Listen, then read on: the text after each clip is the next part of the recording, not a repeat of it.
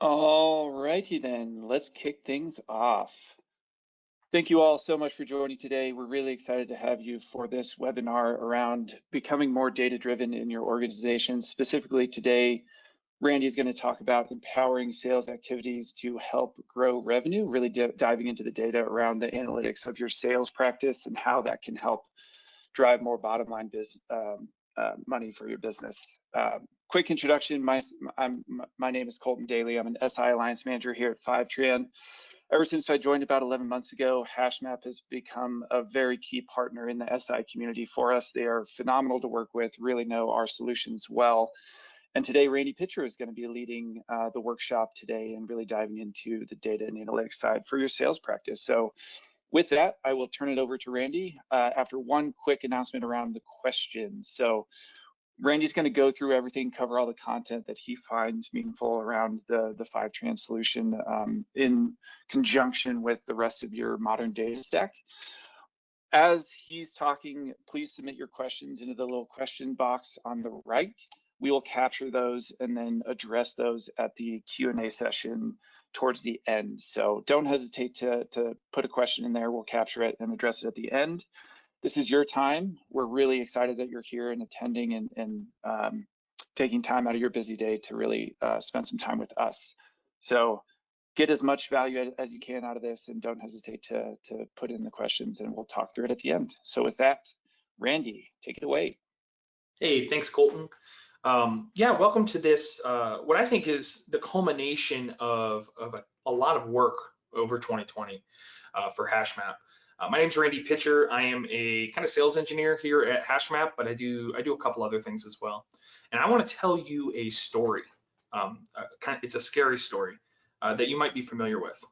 So what I'm showing you here are the number of deals Hashmap has had month over month for the last 6, 7, 8 months since November of last year. And some of you might recognize this little dip in February and March as the coronavirus really having a huge impact on our deals. We had a strong January. We were really excited about 2020. And then 2/3 of our business just disappeared overnight. And so the story I want to tell you today is how we took this as an opportunity to get a lot leaner with how we do sales and use the data that we've always had, but we've never really felt that we had to dive too much into to be successful. And turned it into really June being one of our strongest months ever by deal count. And that's what I want to talk about today. First, though, a little bit about Hashmap, the company I work for. Hashmap is a consulting company that does 3 things I think really, really well. We do data engineering incredibly well. That's our legacy. We have a background in the Hadoop area from maybe 5 or 6, 7 years ago. And we've made the jump to the cloud, and we really emphasize helping large companies, Fortune 500, make that jump as well. We're also cloud architects. So as we learn the cloud and help companies move their data practice to the cloud, we found that there's a lot of plumbing that you don't necessarily need to focus on if you have a partner like Hashmap. We can help you be secure and cost effective while you focus on your business objectives, your application logic, your dashboarding. That's what companies really want to focus on anyway. And we're trusted advisors. I think this distinguishes us from some other partners where we're really interested in growing with our clients over time and having mutual success. That means we're vendor neutral, so we won't make a tool fit where it doesn't fit, and we can help you achieve your objectives while also being an important part of your success story. But this doesn't capture what I think makes Hashmap so valuable. These are all definitely true about Hashmap, but the thing that I think makes us valuable, specifically in the data space, is that Hashmap makes data engineering actionable. I think too often we see people do a data lake because that's what you're supposed to do. It's digital modernization. That's what you have to do. And then they make some dashboards that really do look cool, but at the end of the day, you don't really do anything different. It's not clear what you should change or how you're going to derive value other than just the dashboard ran faster. So Hashmap in this space, we really focus on building actionable data insights that you can use to drive your business and be successful. So let's talk about data-driven sales and maybe why it's kind of hard. My background is not in sales, it's in data engineering and cloud infrastructure. So coming on in a sales role, really in just since 2020 is when I've been moved into our sales organization. There's a ton of stuff I had to learn that wasn't intuitive to me. So let's start with the funnel, the sales funnel here. This is a really simplified split, but I found it so useful to draw this picture early on working in sales, and it's helped me direct my activities to where they'll have the most impact. So left to right here, they call it a funnel because it funnels down as you go through. We have all possible clients, and you might use different terminology where you work, but at Hashmap, we consider this anyone who exists in the world that could be a good fit with Hashmap. We know it's an unfortunate fact that we won't be in contact with even most of those people. Only a subset of those will ever really get in contact with us. So marketing's effort is to convert all those people that could be good clients who could find value in Hashmap and turn them into leads. And leads are people who have engaged with our content. They've listened to a podcast or read a blog or seen our website, or they've attended a webinar. We have not yet had formal interactions with them where maybe we're talking like human beings do. But this is the subset called leads. So we whittle that down, and then marketing and sales really come together when converting a lead into a prospect.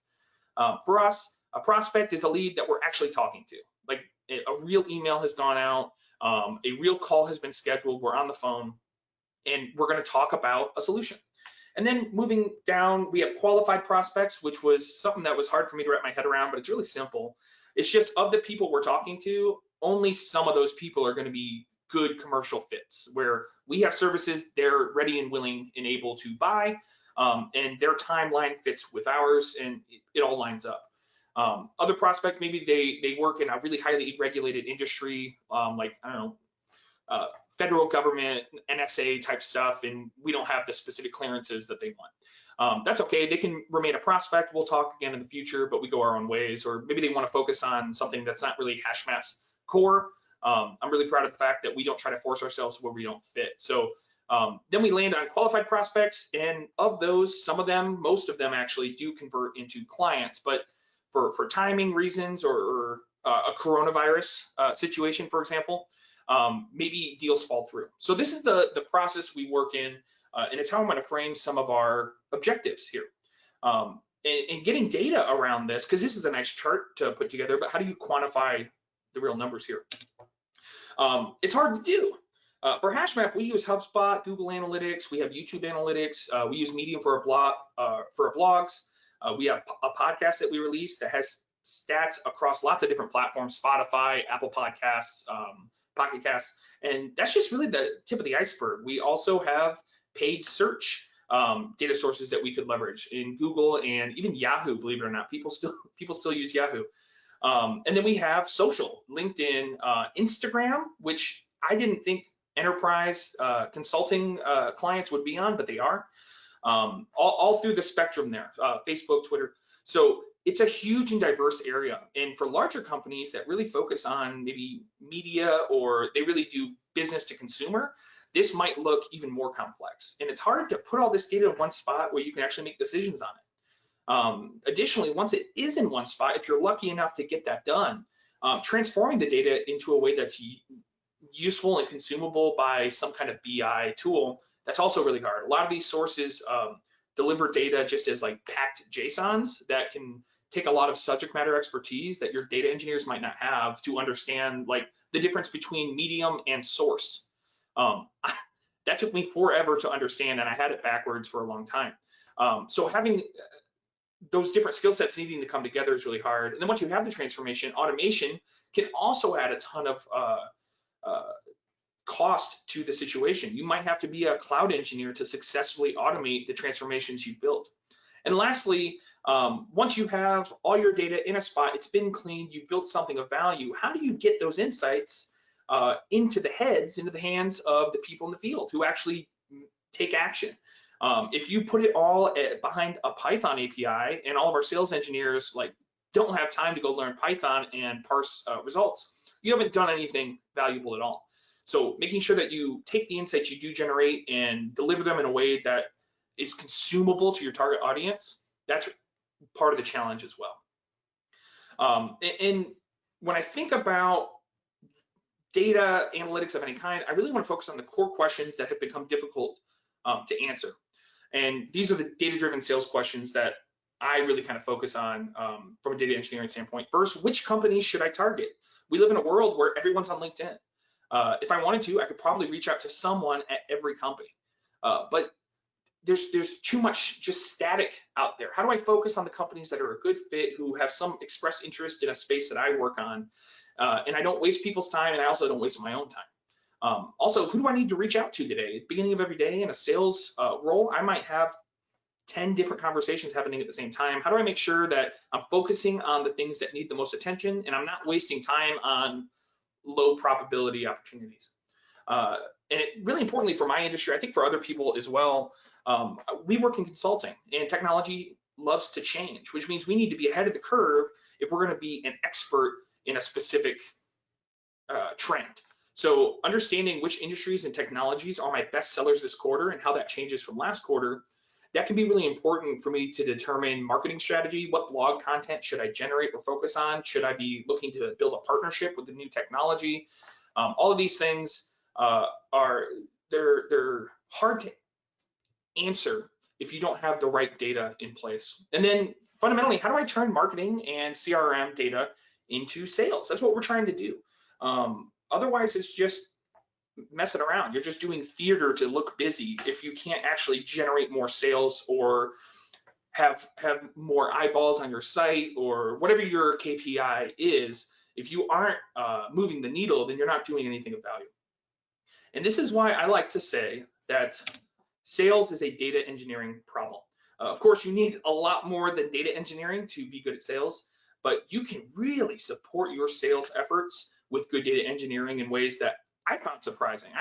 I'm a believer in data and using it to improve people's lives, but I didn't realize how drastically we could improve with a little bit of data engineering. So let's talk about our data stack dream team. This is the more technical part of the discussion. So if this bores you, worry not. We will be back to insights pretty soon, but it's my favorite part. So this is our chart. This is how our data flows from our sources all the way up to a Slack notification. And we are a Slack company. That's one of our major mechanisms for delivering insight. First here, the red kind of pipe is just raw data coming from HubSpot and Google Analytics. I use Fivetran to replicate that data into my Snowflake database. This is point and click, and it's so easy. I'm going to show you in just a minute how easy it is. And then the data arrives in a much more cleaned fashion, yellow, right? So it's ready to be analyzed. It is not yet ready to be plotted in Looker. This is something that's been a problem for a long time in industry, and with a tool like Fivetran, it's no longer a problem. There is a solution. Fivetran is the solution. The next challenge is, how do I transform and automate that transformation, taking it from my Fivetran state into an analytics-ready state? For this, I use Structure.rest. Structure.rest is a SQL pipelining tool that allows me to use simple select statements and a really all-in-one place dashboard to automate and develop my SQL pipeline. And then in analytics, as the data arrives every hour or every day, I use Looker to examine this information to derive insights, and then Slack to deliver those insights. Let's talk about this stack in pieces here. First is Fivetran. What is Fivetran? I think many of you probably know if you're on this call, but I know for me, when I first heard of Fivetran, I thought it was a programming language, right? I thought it was just like a better Fortran. But no, it is a fully managed data pipeline as a service that has no maintenance or configuration. This is really important. I do not have to configure servers. I don't have to handle upgrades. I don't have to worry about disaster recovery on my own. This is all a solved problem by Fivetran. I also don't have to do any coding. This is maybe a weird thing to hear from someone who does coding. I'd like to code. It's just not an advantage for me to connect to all these different systems and reinvent the wheel each time. When Fivetran, it can be a simple click, and in 5 minutes, I am set up and I'm doing analysis. They have got a ton of connectors and they're growing, and they have these predefined schemas. This is one of my favorite parts. They document their schemas really well. So if you have like HubSpot, which would return data if I was going to do this by hand in like a packed JSON format, they will expand that for me and build a really clean data model that's easy to do analysis on. And as things change, Fivetran will adapt to it. So I don't have to have broken pipelines, because HubSpot decided to change their API. This is really the valuable part of Fivetran, but they don't just have a good product, they're a really, really good company. They're growing incredibly fast. They have over 1,100 customers, 2 trillion rows a month synced. Man, I love having data like that. So they're definitely at scale, at enterprise scale, regardless of the size of your company. They've won a ton of awards here. I'm not going to go through these. But the thing that I like about them is that they're now officially a unicorn. They've recently raised a huge round of funding. So Fivetran's not going anywhere. I think they're here to stay as a core component of the modern data stack. There are a ton of companies up here who use them. I'm sure you've heard of these. And I happen to know there are a ton of companies that you 100% have heard of that use Fivetran as well. So check these guys out as well. And if you're wondering, like, okay, that's cool that Randy at Hashmap built some analytics with their stack, but I don't use HubSpot, I use Salesforce, or I use something else. They got you covered. If you're looking to do digital marketing, sales strategy, and you don't think it's a competitive advantage to hire a bunch of data engineers to build brittle pipelines that are going to take 8 months, 9 months, a year to get up and running, and you just want to go focus on actually delivering value, Fivetran's the way to go. They've got your sources covered. Really, whatever your stack looks like, you can ingest it with Fivetran. So now I have data ready to be funneled, but what does it look like to actually connect to these sources? So I'm going to show you live here, which I don't think you can do with any other tool, what my Fivetran environment looks like. I have Google Analytics, HubSpot, and then YouTube Analytics. This is a new connector that they've released, and I'm excited to add more insights to there. But this is what it looks like when I added Google Analytics, which is really one of the more involved. Like, this is one of the only ones that isn't a single click. So destination table, let me say Google Analytics Live, because I am doing this live, and then I'll call this page views. And there's no weird dev config, no setup. I just do a single sign-on with my Google Analytics account. And I can tell it go back for 12 months and put it in this place in my warehouse. All the setup guide is right here, but you probably don't even need it. And I'll sync all my accounts. That's important for me because I monitor multiple domains with Hashmap because we have multiple different sites that we wanna sync in one spot. And I will pull it daily and maybe pull my page path. So this is the specific page that they were looking at. And the metrics is I want to have page views.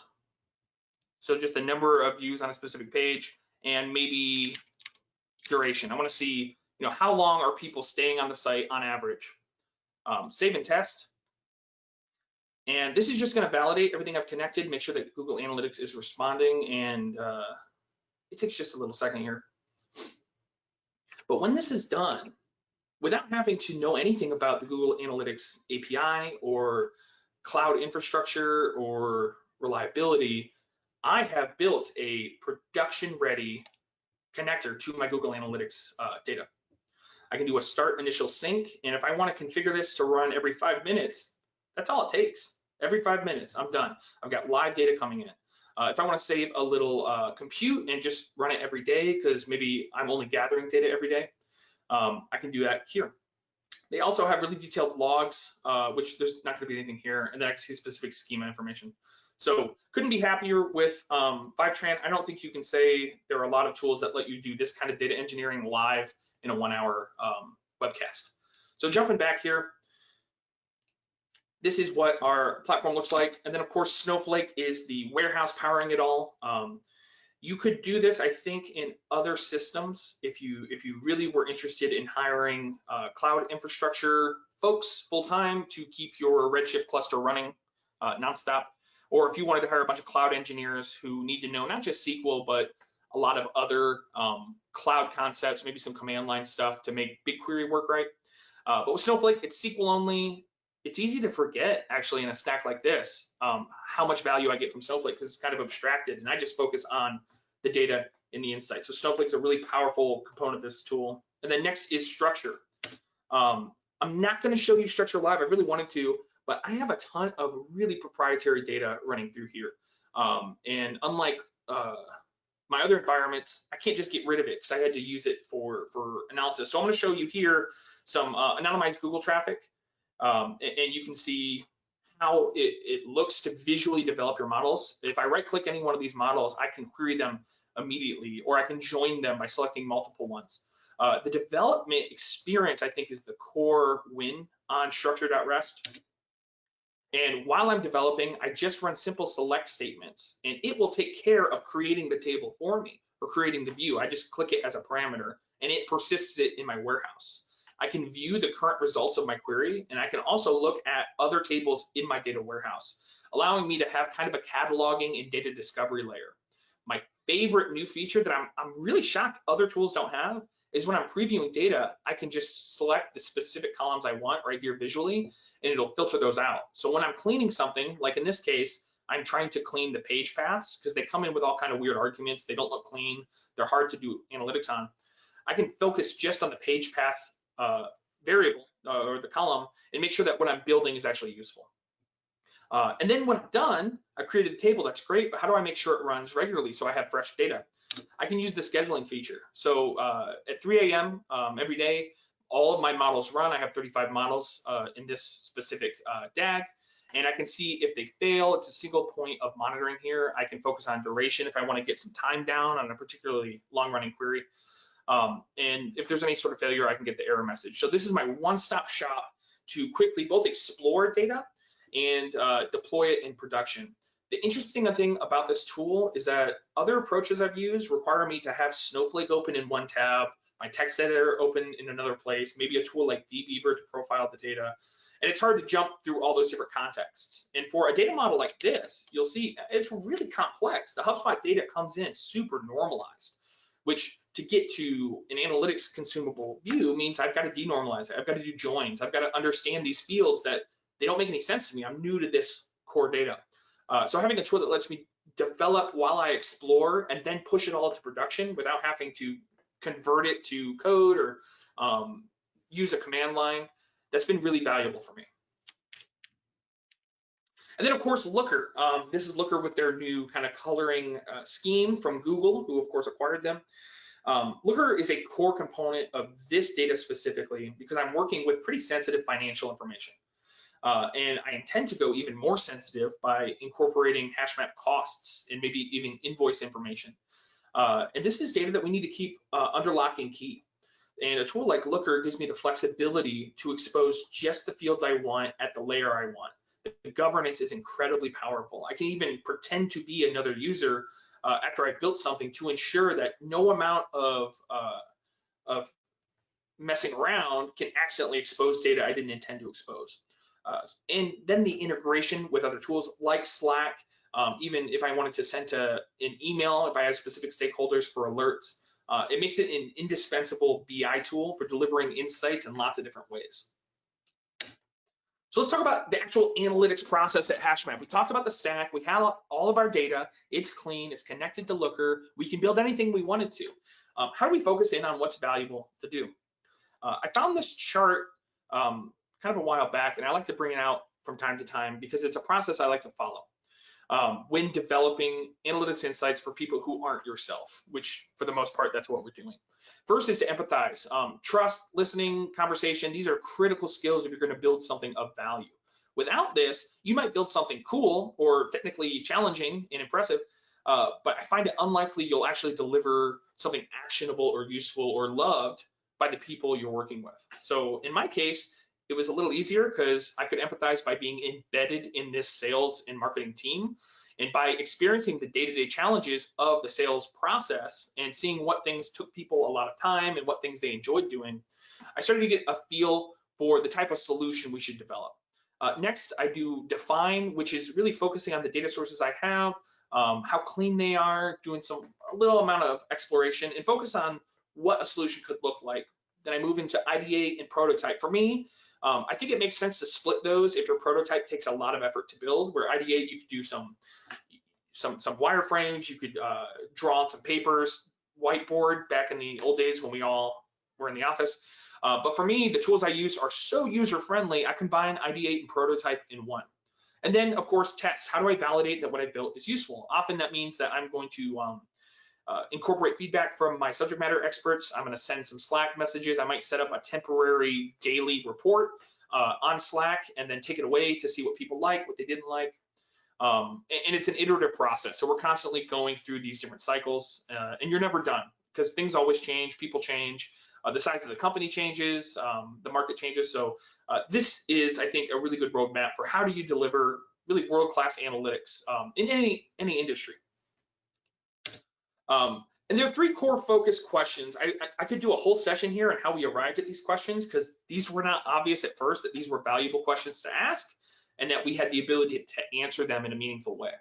But I boiled down to 3 for today. First is how do I connect with qualified prospects? Remember, a lot of our marketing challenge is taking people who exist and could be Hashmap, a good fit for Hashmap, and just making them aware and turning them to leads and then going from leads to prospects. And of those, some people aren't a perfect fit for different reasons. We're not a fit for them. And then getting down to the qualified level. If I could just focus straight on that, my sales process simplifies a lot. And any amount of effort here, even if it's 1 or 2 increased qualified prospects a month, can have a real impact on the bottom line. Next is, okay, I have my qualified prospect. How do I build a compelling deal? How do I build something that's going to be successful for the client, but also economically enticing and is also long-term sustainable for Hashmap given our resources and our business model? These are non-trivial concerns. The cool thing, though, is that we have been in business for, almost a decade now. So we have a huge ocean of deal information that is just waiting for us to learn from. And I'm going to show how we learn from that for new deals in just a moment. And the next is, which deal should I focus on today? This is a really like start of the day. I might have 6 things going on. 2 are really hot and urgent, and then 2 are really strategic, but they aren't necessarily crying out for attention while I try to put out fires in other places. How can I keep a focus on the important things when I'm surrounded by other urgent things? This really helps align my focus. So let's dive into how we actually answer some of these questions. First, how do we connect with qualified prospects? We're going to focus on our 2 major data sources here. HubSpot, which for Hashmap, that's our CRM. So that's where we're putting all of our contact information for different companies. We put in our statements of work, our status for MSAs, so just our history of doing real business. And we also have marketing here. So this is where we would send out bulk emails, different email campaigns, and we'd evaluate their effectiveness. And then Google Analytics is really kind of the barometer with which we measure market interest in the content we generate.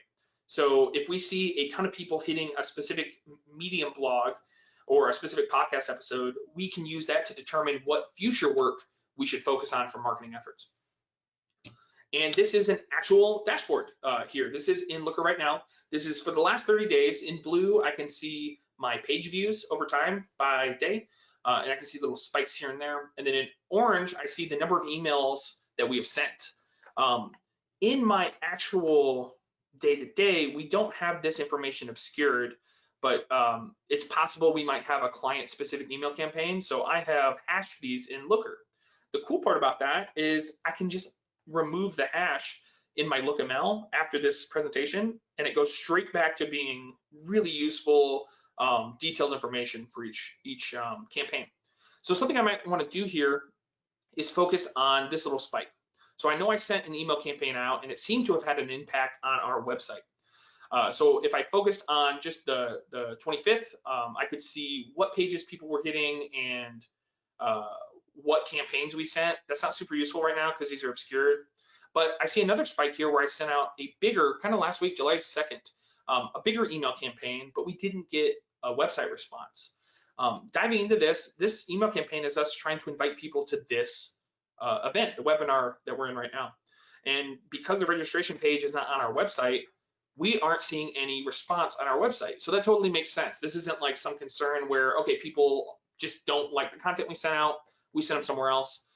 If we see the specific content here, which I know to be some of our Snowflake inspector content that we're releasing, that's a tool we've developed open source that people can use to evaluate the security of their Snowflake instance.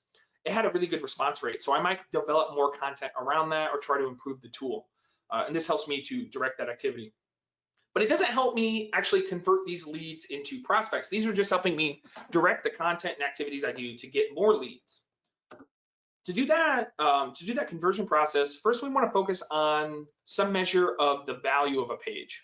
So over the last 30 days, I can see how many views each one of our pages had. So we have our homepage.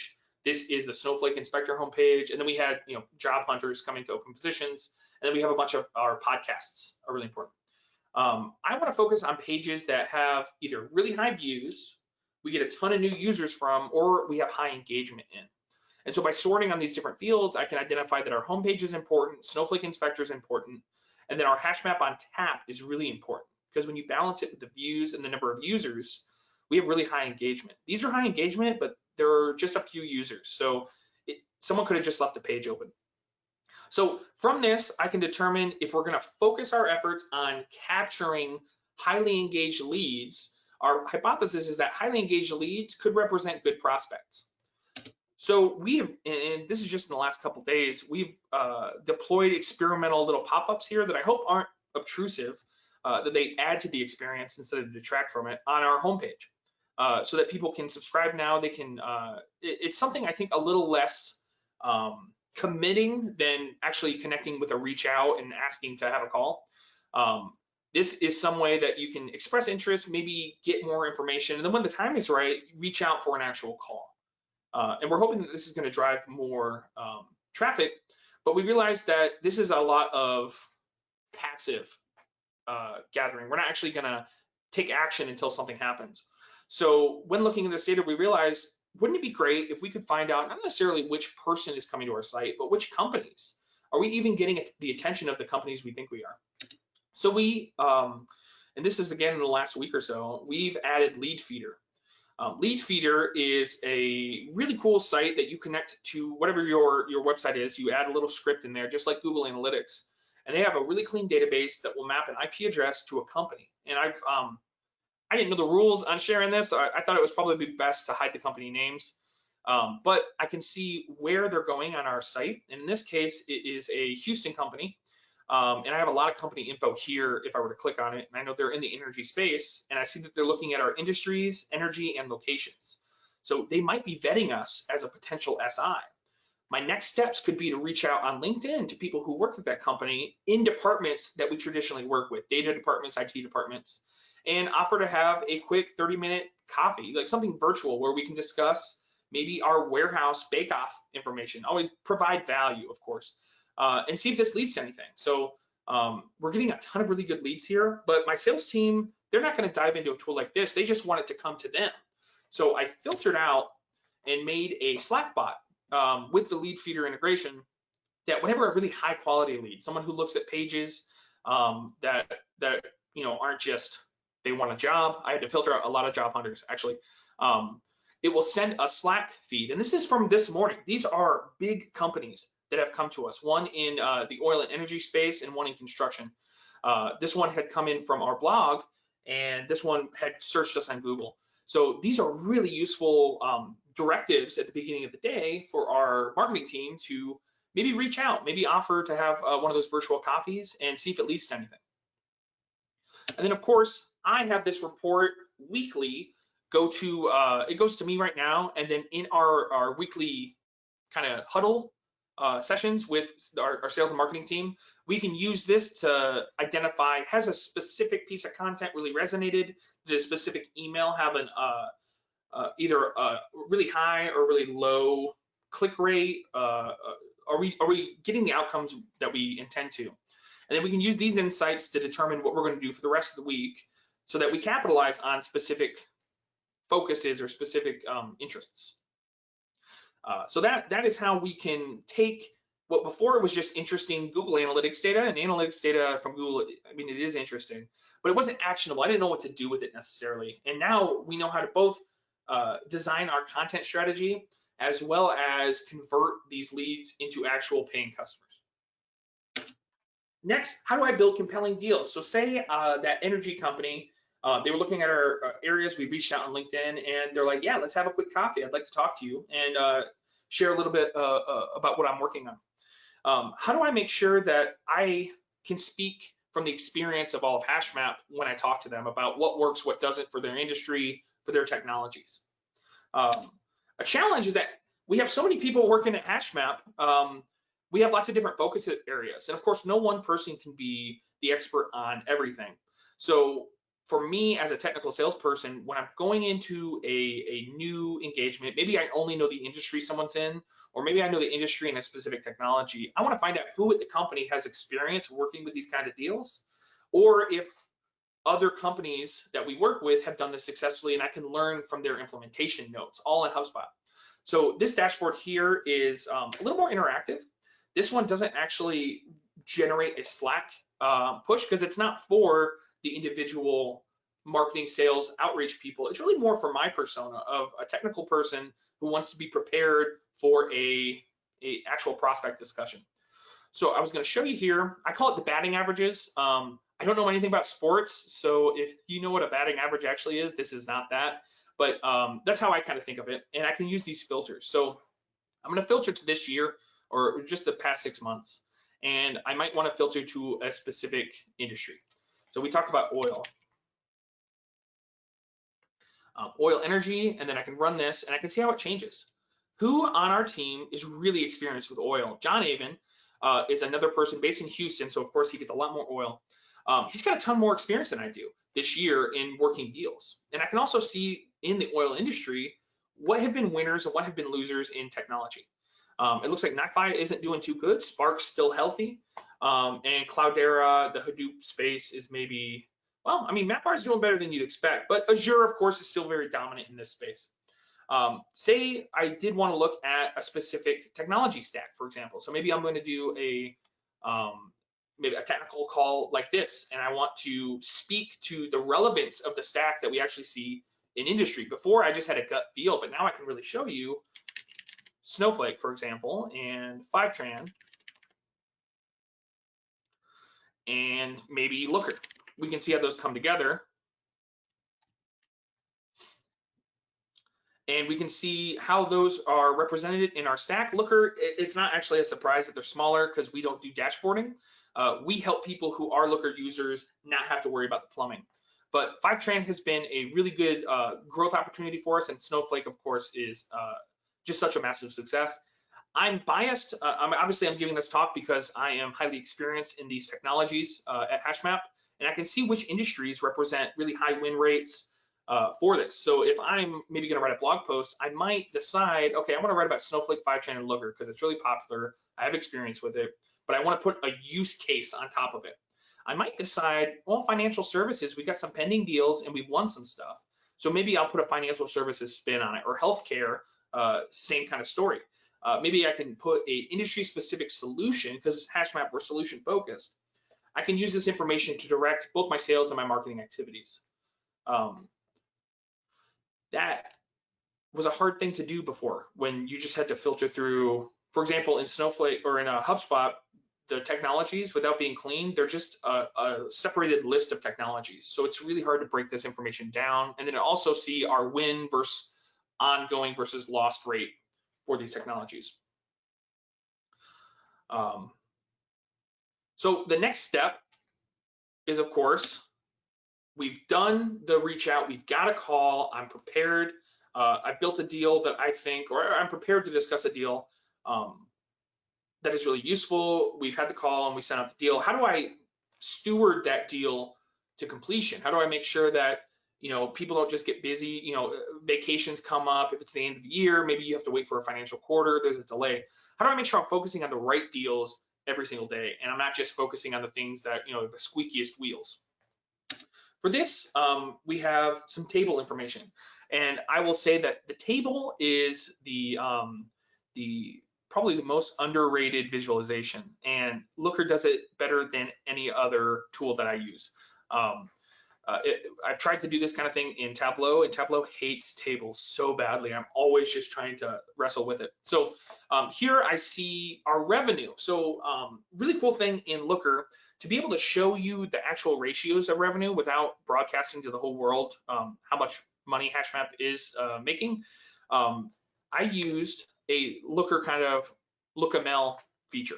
So in my deals with company details, you can see these hashes where I don't want to show company name, but after this call is over, if I want to put company name back without updating my dashboards at all, I just delete the hash function, and it goes right back to being that useful dashboard I'm used to.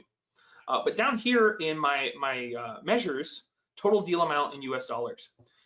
This is what I would normally show, so I can actually see the actual dollars, and I can weight my focus not just on the number of deals, but the size of the opportunity. But I can't show that, so today I've divided all of our deals by our biggest deal ever to create it normalized. So our biggest deal ever would have a value of 1, and every other deal has it less than. So this doesn't change the ratio of values between those deals, but it does make it anonymized so that I can share it with you right now. So jumping back in, point 3, all of June opportunities represent 30% of our biggest deal ever. And I'll tell you, the biggest deal ever is a boat, and it wasn't a one deal, it was a lost deal. So it was a massive, massive one, which is to say June is still a really good month for us. I can also look at what I call the deal postmortems. So as we steward these deals down here at different levels of completion that are ongoing, I can learn from over the last whatever period, 3 months, which deals did we win and which deals did we lose, and is there something to learn from these? So if I see we won a deal in financial services and we're also competing for a deal in financial services, I can connect with that team. So right now, Candace Hunter is our deal owner, and she was also the deal owner up here, and I was the RTE on that. So potentially we had another sales engineer. RTE is what we call sales engineer. They might reach out to me to see, what did we do to win in this financial services space or in the real estate space that we lost. We might be able to learn why we lost, how we can avoid that in the future. So this dashboard's also a little interactive where I could filter by the amount of the deal. I can also filter by the deal stage.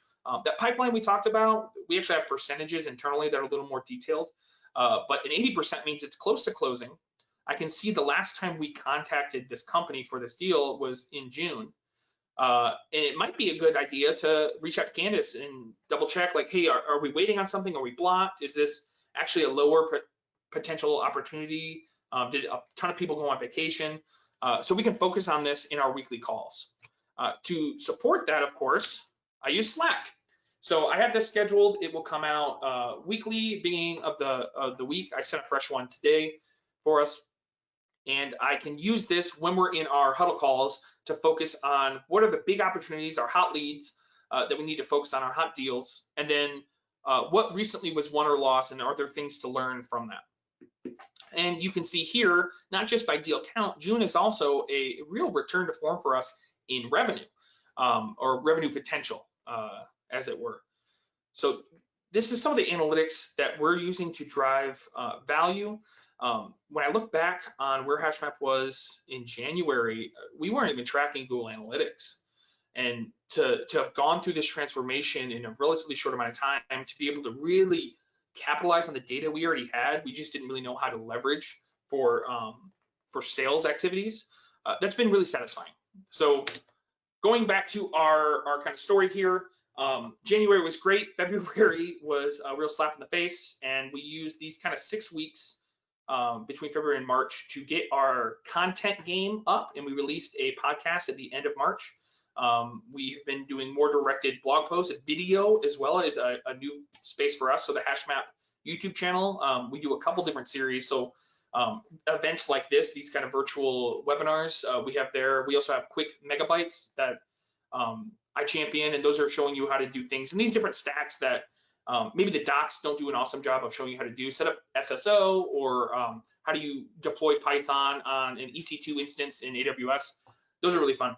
And we've seen the market kind of respond. And I'm sure some of this is just natural economic activity coming back. But I also think we are doubling down on those industries that have been resilient and who need help right now, and maybe cooling off on the industries that are hurting the most, and giving them time to kind of repair. So June is our when you take out the lost deals, June is one of our biggest months ever in our entire history. Certainly it's the biggest in the last year, and I hope July is just as big. Right now, that's all I had, and I was hoping to spend the last maybe 15-10 minutes here on questions. Fantastic. Thanks, Randy. We do have some questions in the queue already, but as a reminder, if you have thought of anything else, keep submitting the questions and we will get to them. So to start, looking at HubSpot specifically, couldn't you do and get similar insights by just using the dashboards available in HubSpot? Yeah, that's a good question. That's what we did for a long time. We've been using HubSpot really successfully all year. We've been using it well over this year, but the analytics specifically, we've been directing sales calls around and even reporting to upper management. The challenge is that some of the data that we would want to combine with HubSpot, it's hard to get in there. So for example, Google Analytics showing the relationship between our marketing activities and the response on our site, that's really difficult to do. And if we did find a way to do it in HubSpot, how do we expose that to more advanced BI tools? So having a tool like Fivetran that lets us just sync the data without impacting what we're doing in HubSpot, we'll still do what works there well. HubSpot does a lot of things really, really well. But for the things that make sense, we'll pull those out, put them in Looker, put them in maybe some other tools as well. If we, at some point, I mean, we've got a lot of data here. I've thought about doing forecasting with statistical modeling. That would be really difficult to do if I had to hit the HubSpot layer every time. So Snowflake is both powering our BI, but it's also our data integration layer across Google Analytics as we add YouTube information, Medium information, even internal financial information. I think we're going to be able to get a much better picture of our overall sales and marketing footprint. Cool. To tag on to that and kind of taking a different technology approach, what if a client is using Salesforce instead of HubSpot? Yeah, great question. Similar vein. Yeah. Yeah, a lot of our clients overwhelmingly, they do use Salesforce. They don't use other tools. So we have done a lot of direct programming against those tools in environments where maybe Fivetran hadn't been considered, or they thought, you know, we don't need it, we can just develop it. And it always sucks. It is always really expensive and brittle and hard to maintain, and you don't really get the value out of it. I remember we were working on a project with a really large company, and they'd been spending 30 plus days designing and testing out this API. And one of the consultants reached out to me and asked if we had something else. And I said, well, you know, we've got a Fivetran instance, and as a partner, we can use that for other sources. So we had a sandbox Salesforce environment, a Hashmap environment that they connected to. And they were in a half an hour able to do so much more than they'd been able to do in the last 30, 45 days. And they said it totally changed their perspective. And they took this information back to the client, and they're now 2-day Fivetran customers. And they're seeking so much more than just the Salesforce information. So that's kind of the success story I like to see. I don't like to see people reinventing the wheel or toiling around in non-value add activities. I want to see people focus on real outcomes that drive revenue, that reduce costs, that actually have an impact. Yep, makes sense. Which is to say, Fivetran connectors for Salesforce. Don't worry. Let's see. Next one, why don't you just use Python, AWS, whatever existing technology that a client might have, and build it yourself if they have data engineers on staff that are capable of that? Yeah, sometimes, you know, we get that, right? Because a net new tool, especially at enterprise, they worry about the procurement process. And like, well, we only have 6 months to deliver this, and it'll take 8 months to get it approved, which that's not really true. I think that might have been true older. A lot of companies working with Fivetran, working with a lot of these now cloud SaaSes, they've gotten really good at that enterprise process, so they can move a lot faster. But what they don't see is like, it's not like you're going to have this solution you want to build custom today. It'll also take 6 to 8 months, but it'll be a lot more expensive. The opportunity cost would have been enormous. Maybe you have to go hire people, because while you think, oh, we have data engineers on staff, how many people have data engineers on staff that are not doing anything? Not a lot.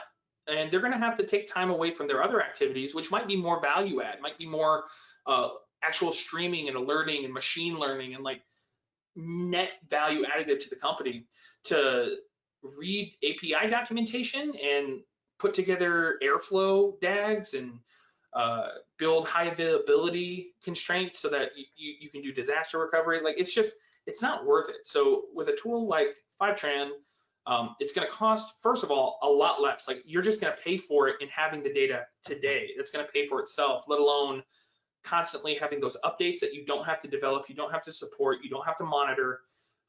It's really a no-brainer. I don't think I've seen a situation where they did the comparison between this managed ETL approach and a custom build with a true total cost of ownership, and we're like, you know what?